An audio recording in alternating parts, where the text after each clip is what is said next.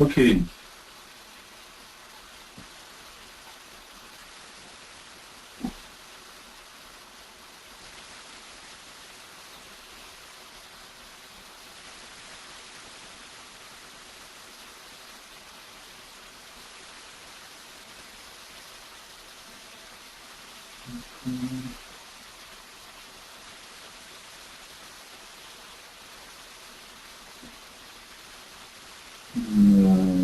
sais pas pourquoi il y a un son comme ça, d'un coup.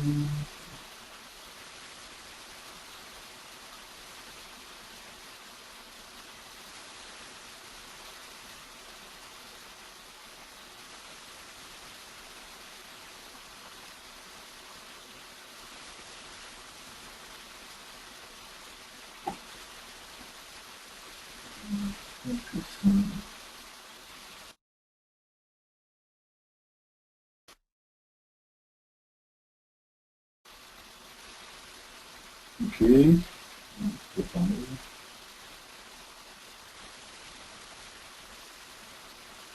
Pourquoi d'un coup on fait ça, cette vidéo?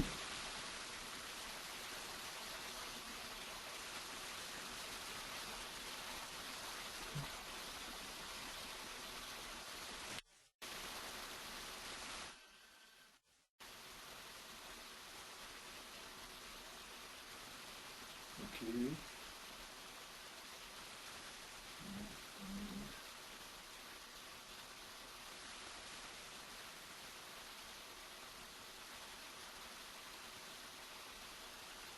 Je vais changer mon son en plus par rapport à tout à l'heure.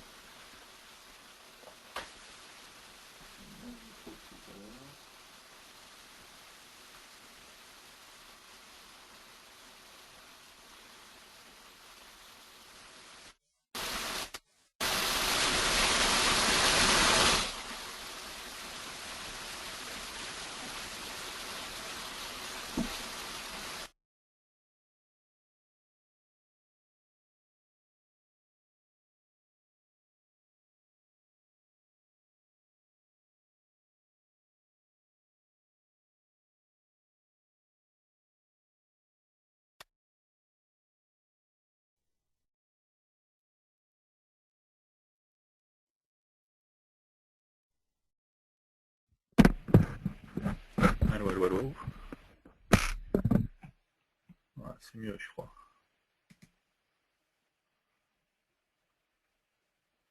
Par contre, on va augmenter. Alors, ça.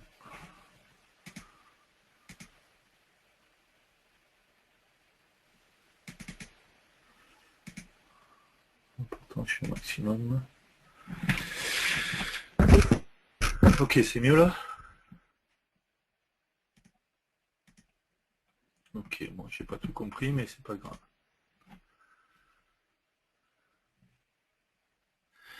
Ok, on va recommencer.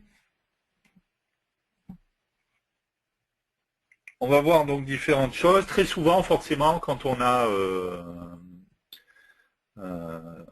quand on a besoin de faire du web, très souvent, on va avoir besoin de stocker des données, quoi.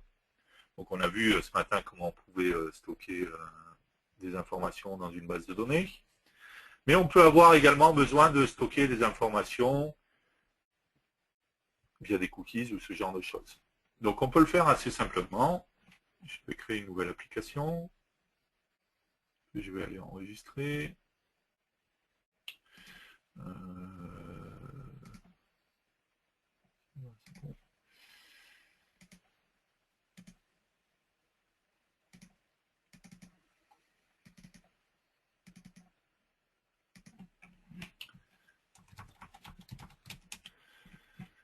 Ok.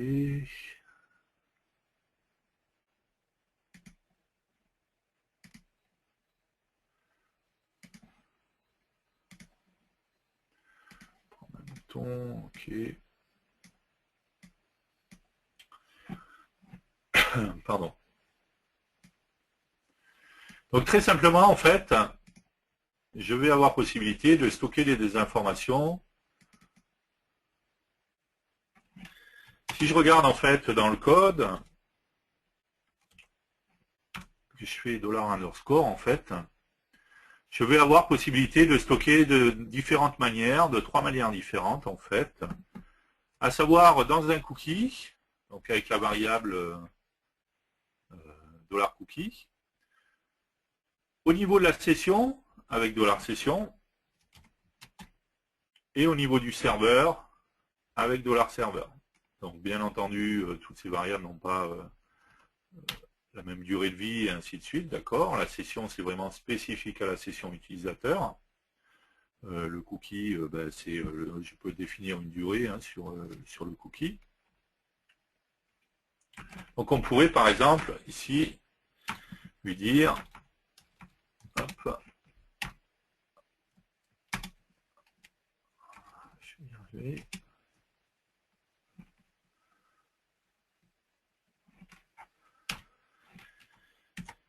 Lui dire que je vais faire une variable $cookie que je vais appeler le dev du jeudi.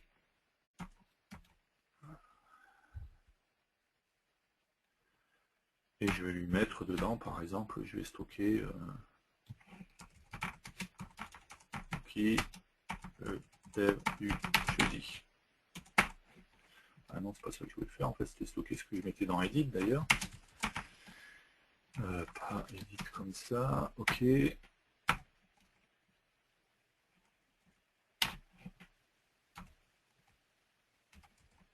Texte, ok. D'accord, donc très simplement, ça me permettrait de pouvoir stocker dans une variable cookie des informations que je souhaite stocker, donc ils vont être stockés, on est d'accord.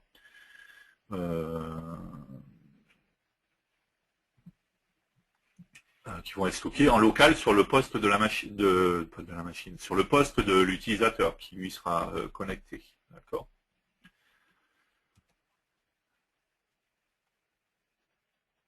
Donc $_cookie, entre-crochet le nom du cookies, et ensuite on va mettre tout simplement la valeur du cookie. Bien entendu, les cookies seront spécifiques sur chaque navigateur.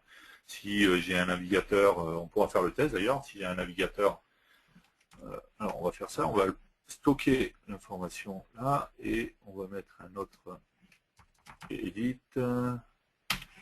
d'accord, ici, et sur l'événement par exemple,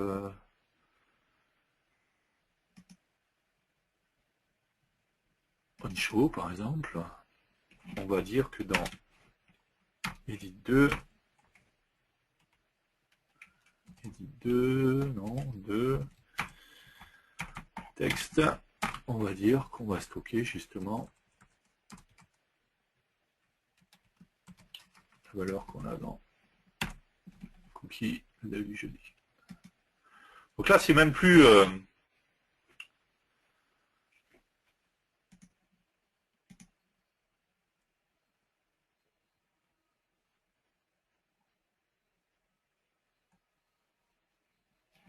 c'est même plus...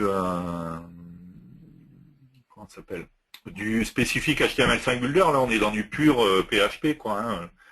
Ça c'est du code PHP, hein. Si vous vous amusez à chercher sur le web $cookie, vous trouverez des tas de démos qui vous montreront comment on utilise, voilà, par exemple, d'accord, ou là même. D'accord, donc il y a des tas d'exemples là, $cookie,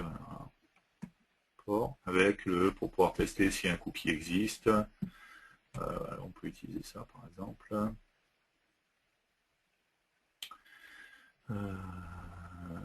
Ok, hop. On va faire ça. On va mettre un autre bouton là.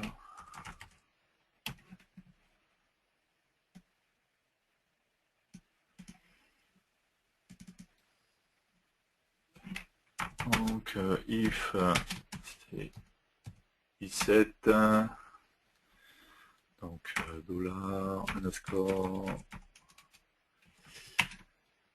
cookie le dev du jeudi, le dev du jeudi. Ok. Hop, j'en ai en haut là. Hop. Else. Donc là, c'est de la syntaxe PHP après, hein, c'est pas particulier au HTML5 vulgaire. Donc, on va faire ça. Hop, si c'est de ça. Hop. Et sinon, on va faire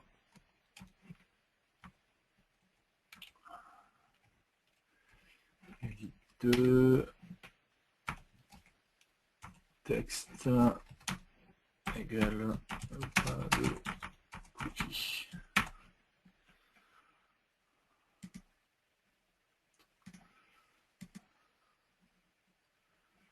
Ok.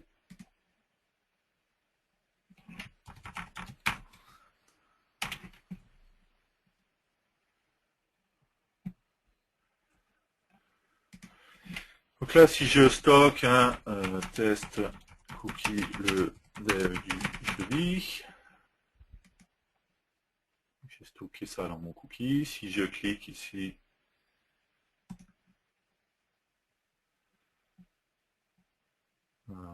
qu'est-ce que j'ai?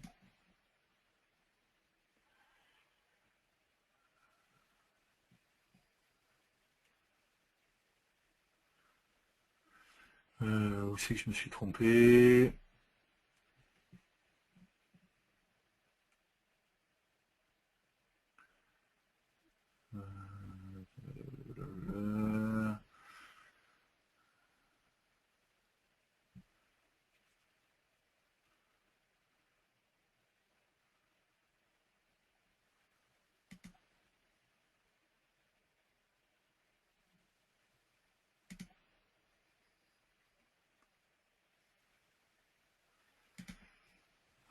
C'est pas ça que je vais faire. Test.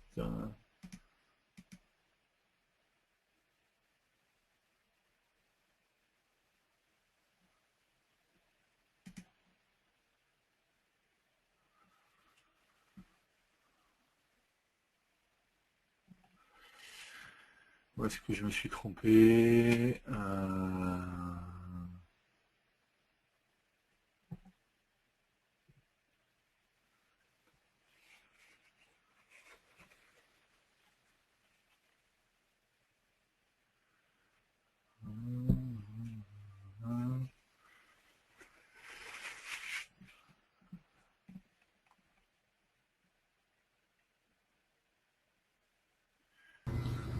Je suis sûr que tu avais envie de nous montrer les points d'arrêt, c'est pour ça. Ouais, on peut les Parce mettre. que là, pour le coup, tu vas voir les valeurs et ça permettrait de voir. Hop.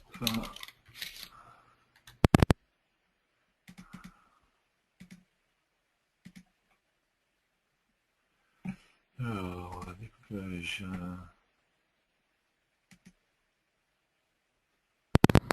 Texte de edit 1, il vaut quoi? Il vaut bien la bonne valeur déjà. À droite, non, tu peux mettre ta souris au-dessus. Ouais, exactement. Hop là. Voilà. Ouch. Ok, donc il a bien la bonne valeur, il est CT. Et par défaut, c'est des cookies de quoi d'ailleurs? C'est session, c'est quoi? Je sais même plus. Ça fait longtemps que j'ai pas joué avec ça. Bah, les sessions, ouais. On le voit. Ok.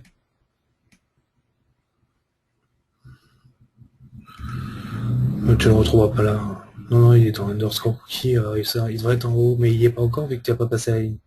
Ouais. Donc jusque là, ça Ouais, serait bon, moi, j'y cohérent. suis passé tout à l'heure. Oui, Quoi, je donc, sais. Je sais. Et si tu fais un pas à pas, vite. justement, juste à une étape. Ah, voilà, Ouais. exactement. Débugage. Il a bien été Il est défini. bien là, pourtant, ouais. Le début jeudi, il est bien là, Cette ok. cookie. F. Du jeudi. Je Pas de reviens là, cookie. maintenant je clique là.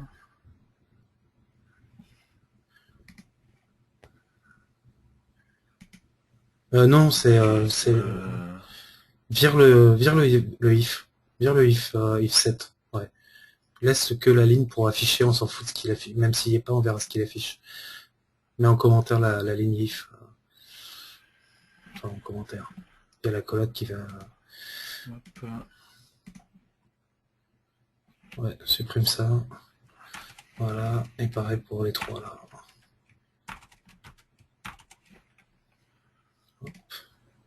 Je vais voir ce qui est écrit. Bouton 2. Bon bah non, il n'est pas défini.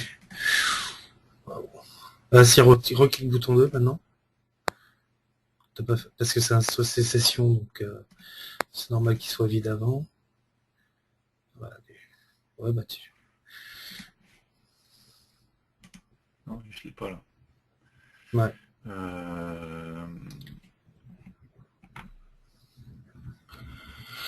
Donc il est vraiment pas défini. Comment on définit déjà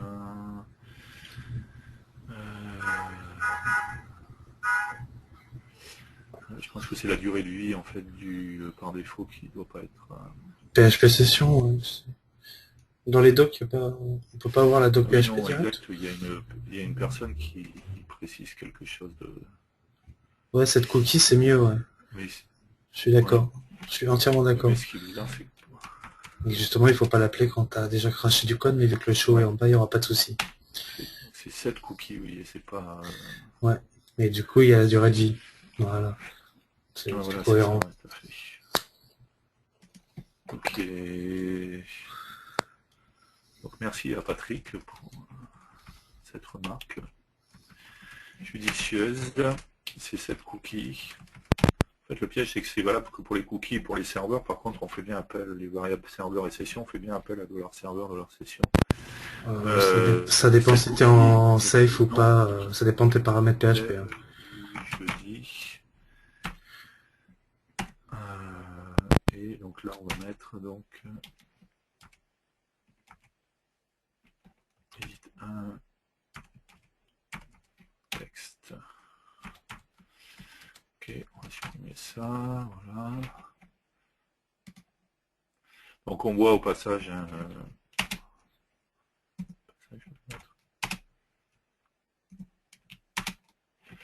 on a la possibilité de préciser les durées de vie des cookies, également les domaines sur lesquels ils vont être stockés, le chemin, tout ça. On va laisser par défaut, je suppose qu'il doit y avoir une durée de vie suffisamment importante. Alors, on va recommencer. Donc là, je fais mon set cookie et je récupère bien mon cookie. On est d'accord que le cookie, si je réexécute mon application maintenant, Il est vide. non, c'est les cookies de session. Oui, les sessions, ouais. C'est ce qu'on avait vu. Ouais.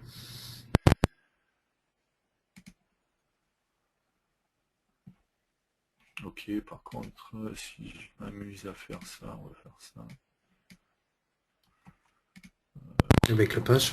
Session, ça va rien changer. Avec la page, enfin tu l'avais dans l'index, mais... Ouais. Là tu l'auras, voilà.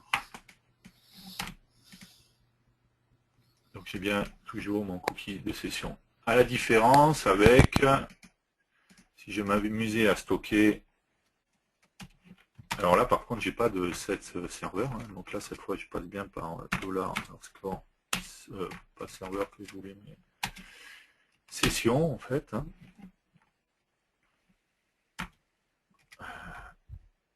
Hop. Le dev du jeudi session égale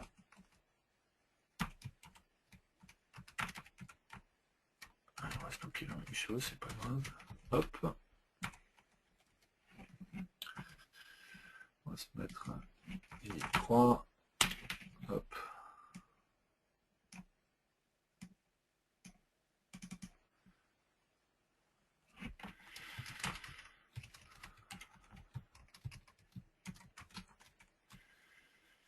Et donc dans edit 3.text, je ne vais pas appeler $cookie, mais $session avec variable, le nom, le début jeudi session.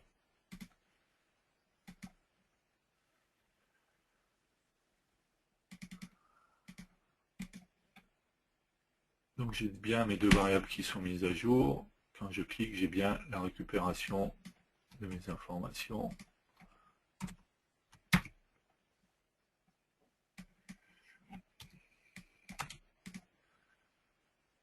Ouais, il me reprend la même session en fait, puisque j'ai pas fermé là. Donc. Par contre, oui, c'était ça que je voulais montrer tout à l'heure, pardon. Si on ferme tout ça et qu'on exécute avec Internet Explorer,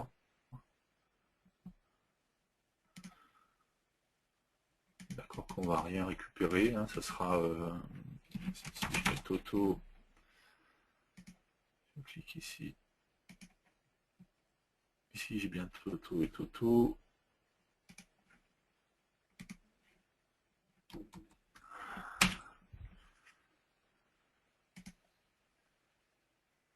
D'accord, qu'ici j'ai rien, d'accord. C'est bien spécifique à chaque navigateur. Chaque navigateur aura ses propres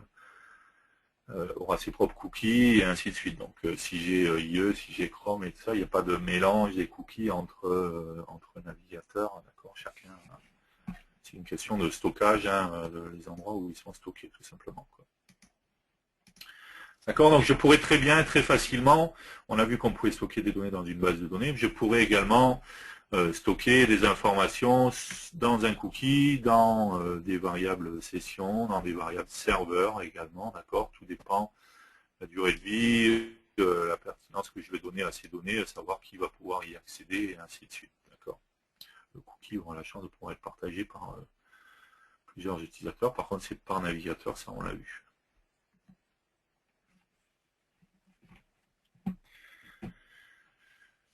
Ok.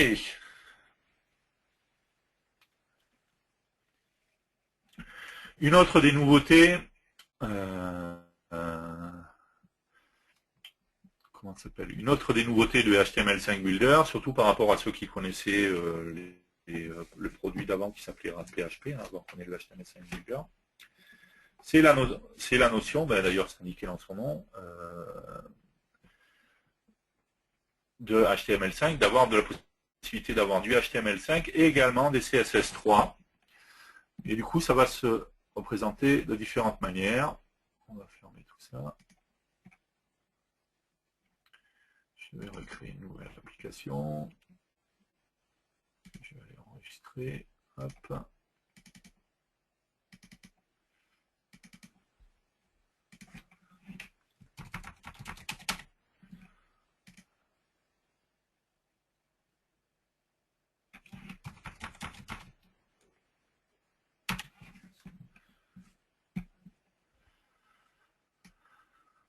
Si je regarde sur les composants, si je prends, imaginons que je prenne un composant bouton par exemple, d'accord.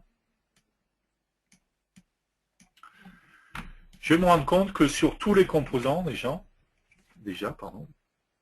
si je descends tout en bas, je vais avoir une propriété qui s'appelle transform. Si je clique en dessous, je vais voir que j'ai possibilité de faire une transformation en rotation, une translation et ainsi de suite. En fait, si je clique sur les trois petits points qui sont ici, je vais tomber sur un éditeur de propriété CSS3. Donc dans ce cas-là, on va utiliser les CSS3. Et je vais pouvoir définir un style. Le style, en fait, va me permettre de définir quelles sont les valeurs que je vais prendre qui sont en dessous, dans la rotation, l'échelle, l'inclinaison, la translation. Si je mets all, dans ce cas-là, je vais prendre en compte toutes les modifications qu'il y a. Sinon, si je veux juste de la rotation, je pourrais mettre TS Rotate. D'accord. Donc, je peux définir un angle en degrés, en radians, ainsi de suite. Et définir sa valeur. D'accord. Imaginons que je fasse ça. Et j'ai bien un bouton qui a un angle de 90 degrés. D'accord. Ça n'empêchera pas de fonctionner. Je prends un edit.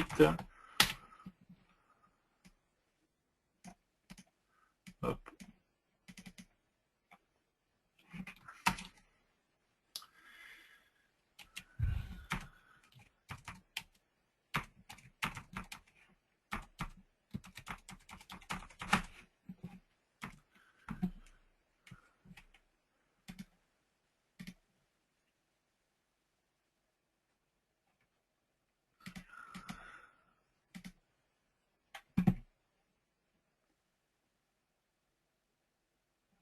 Et j'ai bien mon bouton qui est là, qui fonctionne normalement. Simplement, il a une rotation à 90 degrés. Donc je peux, avec les propriétés transform, jouer avec différentes...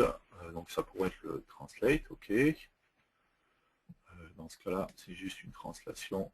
Voilà, il me suffit de jouer sur, soit en pixels, soit en pourcentage. Il y a plein de possibilités. En Y, et on voit que par rapport à la position initiale, en fait, on a bien transformation de mon bouton, d'accord, qui s'est déplacé. J'ai possibilité également, ici, un peu plus, de faire un TS all, et dans ce cas-là, il y aura, bon, alors si je veux rien, je veux pas de, hop, on va jouer la translation, on va mettre à 0, pardon, 0, hop, 0, voilà. Je peux jouer sur l'inclinaison, d'accord, de mon composant. Et sur l'échelle, ok, on va mettre une échelle normale. Ok. Une inclinaison comme ça. Une inclinaison comme ça. Je peux également jouer sur la rotation, d'accord. J'ai donc un bouton voilà, qui a un aspect particulier, mais qui fonctionne toujours de la même manière, il n'y a pas de problème. Si je m'amuse à regarder le code source, et ici on va rien voir, par contre on a ici, on pointe vers un fichier CSS, et c'est ici, on voit bien, ici, au niveau du bouton, qu'on a la transformation du bouton, d'accord, la rotation, l'échelle, translation, et ainsi de suite. D'accord, donc là, on est dans le cas, en fait, où on va transformer notre composant. Donc, c'est transformer les propriétés directement de notre composant. D'accord, donc c'est une transformation en une fois. Voilà, je fais bouger. Alors après, rien n'empêcherait de changer par le code ces transformations, d'accord, mais ça, c'est la première des choses. Mais on a possibilité d'aller plus loin, donc on est d'accord que là, on va utiliser les CSS3, donc il faut bien entendu que ça soit supporté par le navigateur, d'accord. On a possibilité d'aller plus loin encore, puisqu'on a possibilité également de faire des animations. D'accord. Donc là, je pourrais revenir et dire, ok, on va désactiver. J'ai un bouton normal, on va dire. Et si je regarde dans les composants, je vais trouver un composant qui est un composant animation. D'accord, donc ce composant, il a une propriété items. À partir du moment où je clique sur items, je vais ouvrir une nouvelle fenêtre et je vais lui dire quel est l'élément que je vais vouloir, je vais créer un item d'animation. Je peux créer autant d'items d'animation parce que je peux faire différents types d'animation. Donc on pourrait dire, par exemple, ici j'ai créé un nouvel élément. Pardon. Donc ici, ça c'est le nom de l'animation. Ok. Quelle est la durée de l'animation? Combien de fois elle va durer? Ok. Donc je peux jouer, on le voit, start scale. À chaque fois, j'ai un start et un stop et un end, pardon. Donc sur la rotation, c'est ce qui a été fait. Hein. J'ai un start à 0 degré à 360 degrés. Pareil sur la propriété scale, donc l'échelle, skew pour l'inclinaison, translate pour le déplacement en fait, et couleur pour la couleur. Donc je pourrais animer différentes choses, hein, lui faire que par exemple ici, 50 px, c'est mieux. Voilà, je vais y arriver. Mieux. Ok. Donc là on voit bien qu'il y a une rotation et en même temps il y a un déplacement de 50 pixels. Bon, c'est pas très visible, on va mettre 300. Voilà. On voit bien qu'en même temps qu'il y a la rotation, il y a un déplacement. Encore une fois, parce que j'utilise la même animation. Si je voulais que ça soit... Hop, il m'empêche de faire une deuxième animation, d'accord, qui, elle, va pas être 0 à 0, mais va aller de 0 à 300 px. D'accord, je peux créer différentes animations automatiquement comme ça. Donc dans le composant animation, je vais tout simplement recenser différentes animations. D'accord? Ensuite, dans mon bouton, enfin, ou dans le composant que je souhaite animer, d'accord, j'ai une propriété également animation. On a vu qu'on avait transform, d'accord, mais transform, c'est en une fois. Je fais une transformation sur mon composant pour lui donner, changer sa rotation, son inclinaison ou ce genre d'autre chose. Donc là, j'ai une propriété animation. Si je clique sur les 3 points, je vais tout simplement lui dire ici, j'ai les événements JavaScript, d'accord, sur quel événement, parce qu'une animation, il faut bien qu'elle soit déclenchée à un certain moment, sur un événement particulier. Donc j'ai une fenêtre, ici, c'est bien une fenêtre, des fois c'est pas très visible, parce qu'il y a le contour noir autour. Ici, j'ai la partie événement JavaScript, ici j'ai des plus et des moins, pour rajouter ou supprimer. Ici, j'ai la propriété action, et ici, je vois mon animation. Donc si je prends l'événement JavaScript, ici je clique sur plus pour ajouter un événement JavaScript, je peux dire sur quel événement je vais vouloir déclencher cette animation. On va dire sur onClick par exemple. Ici sur onClick, je vais faire une action. Alors ajouter à quoi? Donc à bouton 1, d'accord? Et quelle animation je vais vouloir ajouter? Enfin, quel composant animation? Parce que je pourrais avoir plusieurs composants animation. Animation 1, on prend donc. Et dans ce composant animation, j'ai plusieurs animations qui sont paramétrées. J'ai mon animation qui est ici, qui est l'animation de rotation. D'accord. Et j'ai également mon animation 2 qui est l'animation de déplacement. Donc je pourrais cocher les deux. Hein. D'accord. Voilà, j'ai bien ma rotation et mon déplacement. D'accord. Et donc je vais faire OK. Je vais juste, puisque ça va utiliser JavaScript, donc je vais faire que le bouton est un bouton normal et pas un bouton submit, parce que sinon il va y avoir un rechargement de la page, d'accord. On pourrait laisser, tiens, alors on va le laisser, on va le mettre en normal d'abord, après on montrera ce que ça ferait sinon. Ce qui veut dire maintenant que quand je clique sur mon bouton,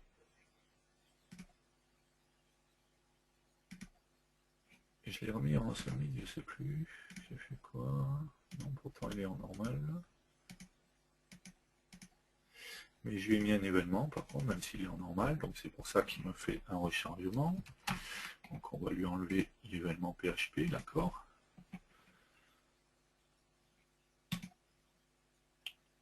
J'ai bien une rotation et j'ai bien le déplacement de mon bouton. D'accord. Quand je clique dessus, voilà, il faut que je recharge, l'animation a été faite, d'accord. J'ai bien la rotation et le déplacement. On est d'accord que si j'avais laissé, c'est la même chose que ce qu'on avait tout à l'heure, hein, puisqu'il y avait l'événement PHP. Donc s'il y a un événement PHP ou si mon bouton est embêté submit, hein, ça se cache à chaque fois, ça c'est pas très pratique. Je clique, j'ai pas le temps de voir l'animation tout simplement parce qu'il y a le rechargement complet de la page, d'accord. Donc dans le cas d'animation sur les boutons, enfin surtout sur sélection de on-click sur les boutons, il faudra bien que je pense. Alors je pourrais changer, hein, ça pourrait être Isma ou Sauveur par exemple. Allez, on va faire OK. On va du coup enlever le. Enfin ça n'a pas d'importance, parce qu'on ne cliquera même pas. C'est juste le mouse Sauveur. D'accord, donc là j'ai bien, je mets juste ma souris et j'ai bien mon bouton. Le refresh, c'est pas de ça, ok, c'est bon. D'accord, j'ai bien ma rotation, je recharge ma page, du coup une fois que mon animation est terminée, ok. Et j'ai bien mon déplacement de mon bouton. On est d'accord que, encore une fois, pardon, j'ai coupé avant. Dans ce cas-là, hein, on parle toujours de CSS3, en fait, hein, tout ça est paramétré là-dedans, donc il faut, on voit bien qu'on a toute une série de paramètres pour les animations, d'accord, qui sont là. Il faut bien entendu un navigateur qui soit capable de supporter CSS3. Donc, ça veut dire, bien entendu, des navigateurs qui sont récents, des versions de navigateurs qui sont récents. J'avoue que je ne saurais pas dire, hein, il faudrait, ça on doit pouvoir trouver sur le web pour le HTML5 et CSS3 à partir de quelle version de navigateur on a possibilité d'avoir le support de ce genre de choses. D'accord. Donc il y a bien deux choses, hein. Il y a dans les propriétés du composant, il y a la propriété transform, d'accord, mais là c'est en une fois, je modifie mon composant, ok, puis voilà. À la rigueur, je pourrais changer mais par le biais du code. Ou sinon, il va y avoir la possibilité de faire les animations. Donc d'abord un composant animation, pardon, dans lequel je vais recenser différents types d'animations, d'accord. Et ensuite, je rattache mon composant je définis un événement dans lequel je vais lui dire ce qui se passe, sur quel composant, et quel composant animation il va devoir exécuter, et dans ce composant, quelles sont les animations qu'il va devoir exécuter. Si je décoche animation 2 ici, on est d'accord qu'il ne fera, bien entendu, que la rotation et plus le déplacement du bouton. Donc là, il n'y a vraiment que la rotation, il n'y a pas de déplacement du bouton.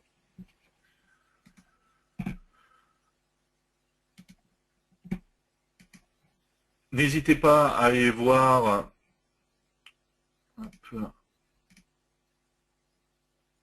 J'y étais en plus, je crois. Voilà.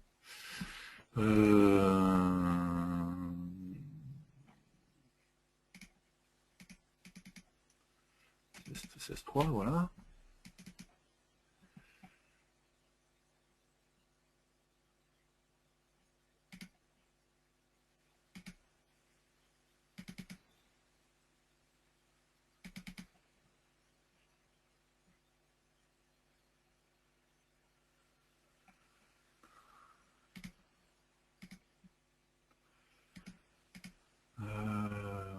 Alors là, c'est même pas c'est juste sur les transforms en fait qu'ils ont joué. Au passage, j'en profite pour montrer que on a également, hein, je ne sais pas si vous avez fait attention, mais on a également des propriétés texte shadow. J'aurais voulu un bouton. Ça c'est un bouton. Voilà. Il y a également une propriété box shadow qui permettrait donc de rajouter. On va le faire. On va reprendre notre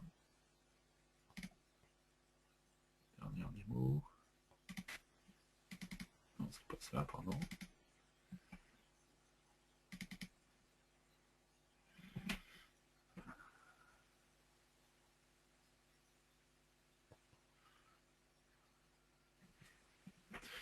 Je vais y arriver.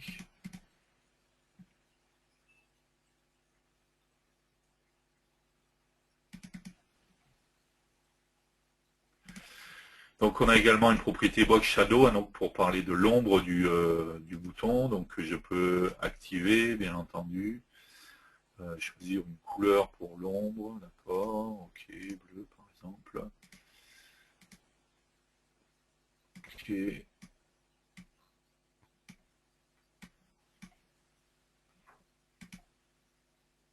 Ouais, ça c'est bon.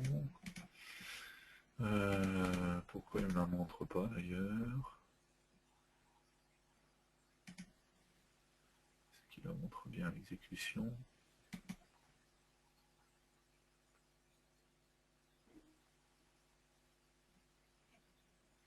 Non, je sais pas, ombre.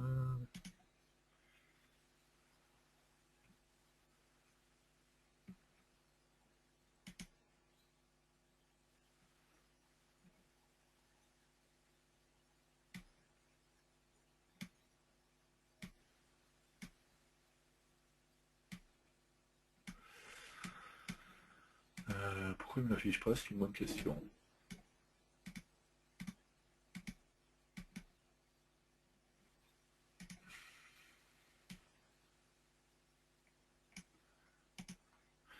On a également, mais bon, s'il affiche pas, je ne sais pas si ça va marcher là, le text shadow, donc qui est l'ombre sur le texte, hein, celle-là il la prend bien.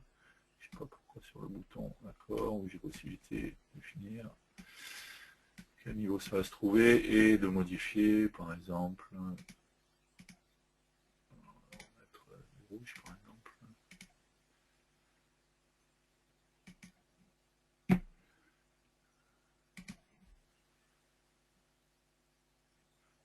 est bien long. Par contre, je ne sais pas pourquoi sur le bouton ça ne marchait pas. D'accord, donc sur les différents composants, on va trouver sur l'edit également, j'ai le texte shadow, d'accord. Je vais également, on peut tester sur l'edit, on va voir si ça fonctionne. Si je mets le box shadow enable, le box shadow, il ne veut pas la prendre en compte, je ne sais pas pourquoi. Alors, au passage, je précise que j'ai pas le update 1 en fait, hein, donc peut-être qu'il y a eu quelque chose qui a été corrigé là-dessus dans le dernier update. C'est possible aussi quoi, que ça vienne de là. D'accord, de la même manière, donc ça c'est des animations qui vont utiliser CSS3, encore une fois. De la même manière, si on regarde dans Additional, on va voir qu'on a différents composants qui sont des composants beaucoup plus spécifiques HTML5, justement. On va trouver par exemple un composant géolocalisation, d'accord, qui va me permettre en utilisant le HTML5 de me géolocaliser, d'accord. Donc ça va beaucoup fonctionner, notamment sur ce qui est mobile, ça peut être pratique. Okay. On va également avoir un composant qui est un composant média, d'accord, qui est un média player, qui me permettrait de jouer de la vidéo ou de la musique, d'accord. Il va tout simplement avoir une propriété médiatype pour savoir si c'est vidéo ou audio, et ensuite il y a une propriété source pour préciser quel type de fichier, enfin où est le fichier qu'on va aller lire. Et on a même également un composant qui est un composant Canvas, en fait, qui est le Canvas HTML5, qui va me permettre de dessiner directement sur le Canvas HTML5. Donc ça, je crois qu'il y a une démo là-dessus. On va HTML5, voilà. Hop.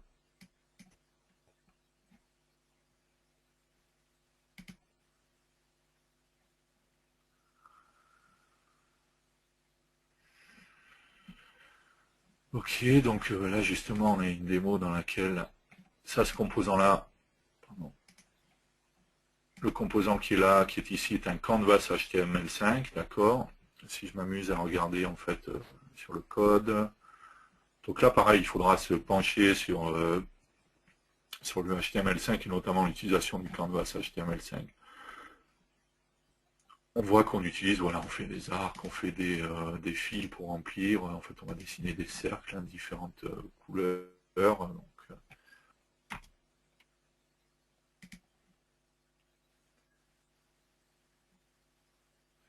on va voir qu'on pourrait même dessiner, d'accord, sur le canvas, sur le composant canvas. Encore une fois, là, on va utiliser de l'HTML5, donc ça implique bien entendu d'avoir un navigateur qui va être capable de gérer l'HTML5. D'accord, si on va changer ici. Je fais n'importe quoi, mais c'est pas grave. Voilà, on voit bien qu'on va bouger la couleur. Ça, c'est les couleurs des différents cercles, d'accord. Ok, donc on peut, non seulement on a vu qu'on peut jouer sur les transformations, on peut également jouer sur les animations, d'accord, animer les composants. On a également des composants donc, qui sont plus spécifiques HTML5 on peut même dessiner en 3D, je crois qu'il y a un CG original. Voilà. Donc la localisation. Donc on voit bien que là, il me précise qu'il souhaite accéder à la position de mon ordinateur. D'accord, et qui va préciser à quel endroit je suis. Bon là, c'est pas via un mobile ou une tablette, hein, donc c'est pas super précis non plus. Et on va avoir possibilité également, ici on a un canvas.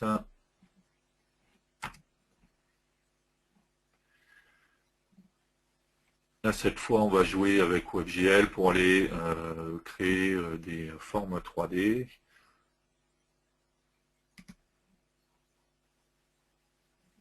Et on a voilà, ce genre de choses. Donc là on est sur le canvas HTML5 et on joue avec les fonctionnalités du canvas HTML5. Encore une fois, ça implique d'avoir un navigateur qui supporte ces fonctionnalités-là.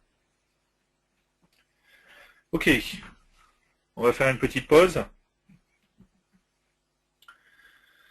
On va regarder si vous avez des questions. Alors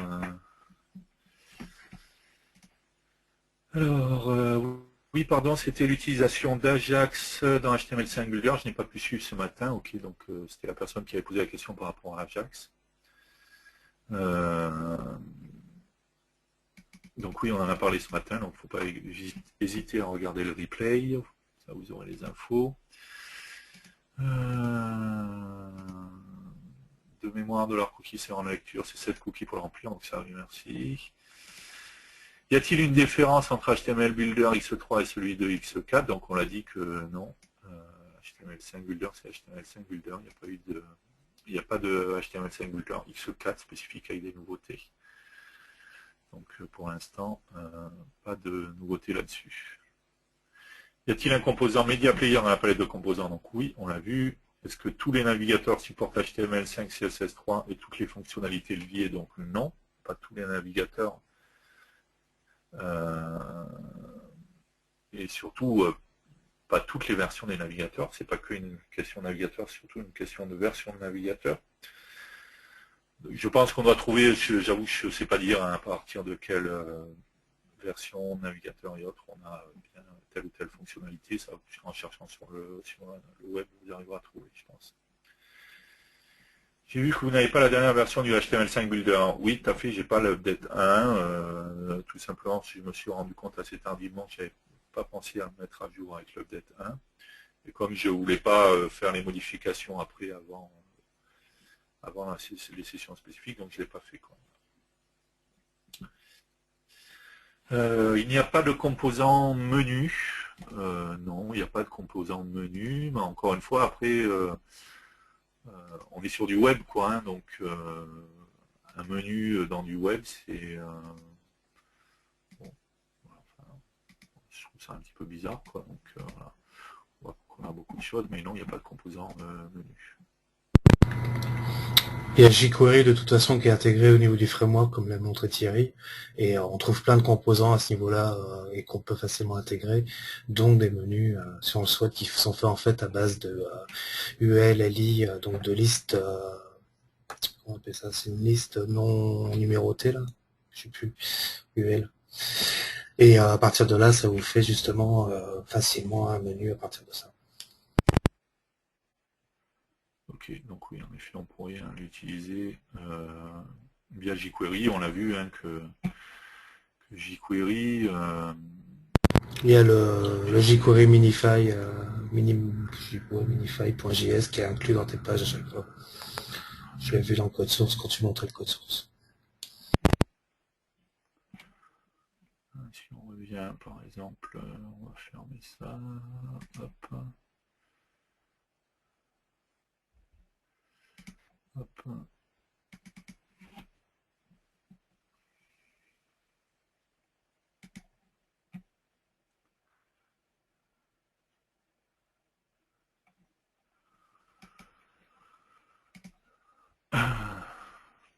On voit bien qu'on a ici Oui, voilà, oui. la version jQuery qui est utilisée ici.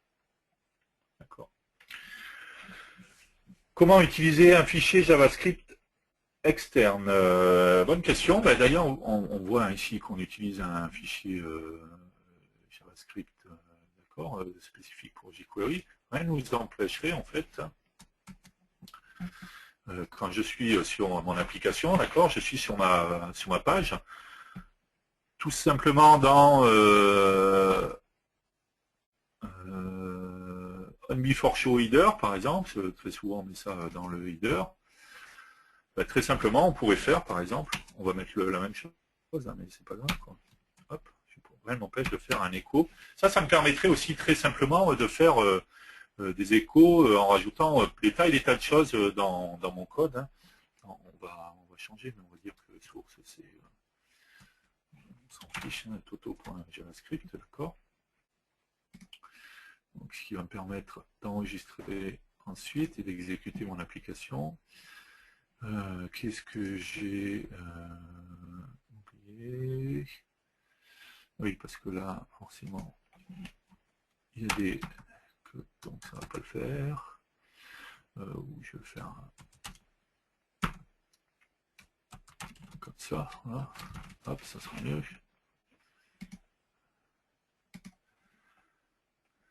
D'accord. Et si on regarde, afficher le code source de la page, on voit bien où c'est qu'il est. Voilà, j'ai bien ici. Alors je l'ai fait before, ouais, je l'ai fait avant le header. J'aurais dû le faire dans le on-show header plutôt que dans l'événement. D'accord. Mais donc j'ai bien, du coup il est ici. Il aurait été préférable de le faire dans le hop, F12, dans le on-show header, où j'ai un on start body hein, aussi, si je veux rajouter des choses. Ok, mais en faisant tout simplement un écho, puis en mettant là, je vais pouvoir mettre du code, ce qui me permettrait également aussi, hop, le code source. Voilà, j'ai bien ici mon script, donc je pourrais référencer ici les scripts JavaScript dont j'ai besoin, ce qui me permettra après de faire appel directement à partir du JavaScript directement. D'accord, sans problème. Ce qui me permettrait, le echo également, m'empêcherait de faire one before show et on va faire un one after show. D'accord. Rien ne m'empêcherait par exemple ici de faire echo div tac. Là, je vais rien mettre dedans, peu importe. Hein. La ligne égale center.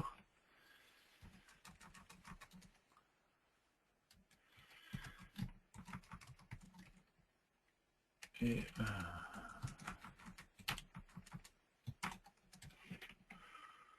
ok, donc dans le before show, donc avant d'afficher mon bouton, et dans le after show,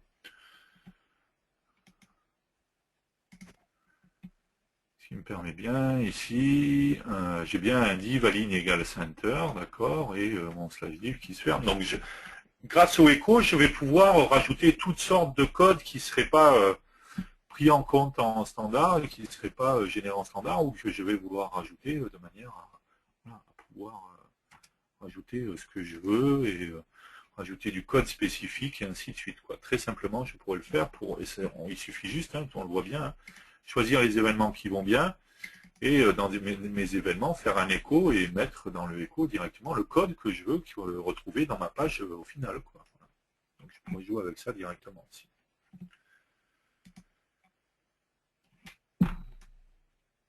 Pour un dev sur iPad, iPhone, vaut-il mieux utiliser Delphi X4 ou HTML5 Builder? Donc alors déjà, je vous recommande de suivre le prochain épisode, même s'il est dans 15 jours, où on parlera justement de la partie mobile sur HTML5 Builder, et l'épisode suivant où on parlera justement du dev iOS sur X4, donc ça vous permettra de mieux vous faire une idée.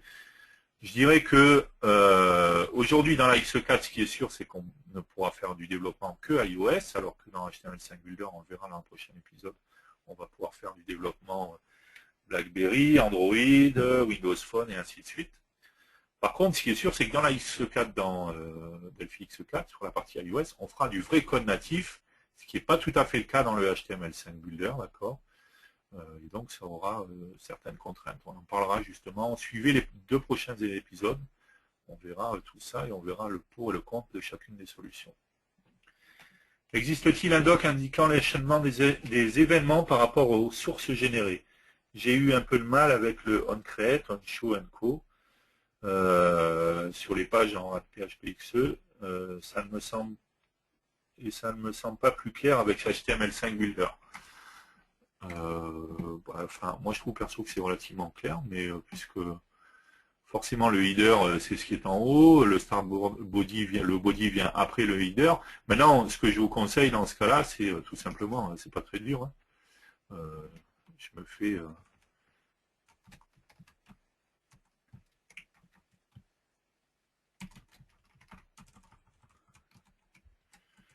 voilà, rien que ça, je me fais un div id égale attack after show. Ok, je me fais un écho avec ce genre de choses sur chacun des événements et vous verrez bien dans la page comment c'est généré et dans quel ordre c'est généré. Quoi. Donc, moi je le ferai comme ça. Quoi. Je me suis dit, je trouve que c'est relativement. Sur chaque événement, on a un before show, un after show, donc c'est on show, donc ça c'est pas très compliqué, d'accord. Sur la fenêtre, on va trouver d'abord le onCreate, les onShow, les headers, on a d'abord, enfin il y a toujours les before, d'accord, avant les before show, après les onShow et les after à chaque fois. Donc, sinon on mettait des points d'arrêt aussi pour voir, enfin ouais, il y a plein de choses qui sont faisables, quoi. Sinon, je ne sais pas si c'est précisé dans la doc, en fait, dans les événements. Ben voilà, vous avez les explications. Si vous faites F1 sur les événements, on voit, il y a l'explication, c'est en anglais, je suis d'accord, mais il y a bien l'explication sur chaque événement, à quel moment ils sont.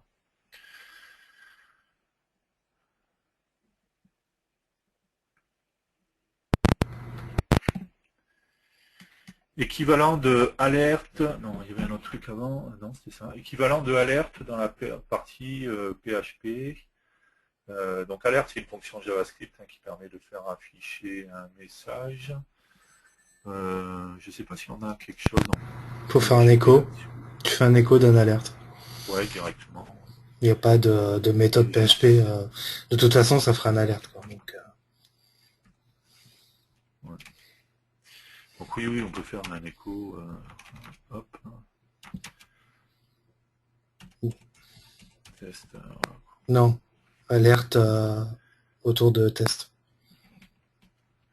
Non, pour faire un alerte réellement, voilà, tu tapes alerte, parenthèse. Un écho de... Alerte, parenthèse, double quote, parenthèse, et puis c'est bon. Autour de ton test. Non, la parenthèse est mal placée. C'est la fonction alerte. Double quote autour de test. Et puis voilà, quoi. Un point virgule si on veut être propre, et puis... Et JavaScript 2 points si on veut être super propre. Mais voilà, là, ça marche déjà. On peut le faire comme ça, tout à fait. Sauf que là, attention du coup à ce genre de choses, parce que là, si le bouton clic, il est en submit aussi, alors qu'on essaye de déclencher quelque chose en JavaScript. Ça va marcher, mais tu auras le rechargement de ta page. On peut tester, d'accord, mais après, il y aura le rechargement, voilà. Voilà. Ah. Bah. Ouais, j'ai pas fait mon... Non, parce que... Ah ouais, parce que t'es sur... Ah ouais, d'accord. C'est l'événement... Ouais, non, je l'aurais fait sur un événement PHP, là, donc... Ouais. Donc du coup, il reload, et du coup, ouais, donc il faut mettre ça dans une balai script. Faut écrire un peu plus que ça. Faut écrire script, langue égale... Enfin, type égale JavaScript, etc.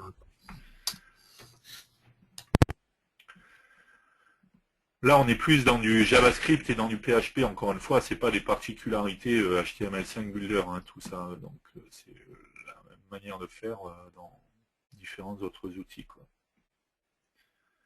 D'autres questions? Non? C'est l'heure du goûter, alors. On a vu les cookies tout à l'heure. Voilà, ressort-nous les cookies, ouais.